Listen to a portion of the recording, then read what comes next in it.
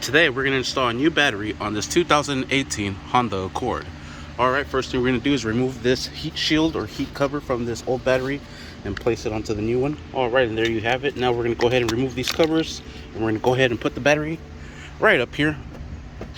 You might want to use both hands. There's little brackets here on the side, little tabs on both ends where this battery clamp is going to go in to secure the battery. So we'll go ahead and slide this down and just line it up with the holes down there.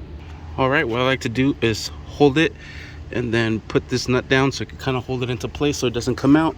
And we'll go ahead and do the same thing with this other one here. Alright, they are both in. Now we'll go ahead and start securing them down. And just make sure you tie them down evenly.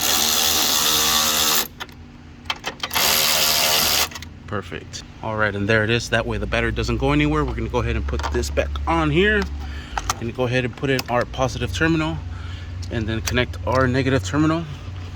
Go ahead and tighten up our positive terminal and our negative. And we are set. And that is how you install a new battery on this 2018 Honda Accord. Thank you for watching. Please like and subscribe.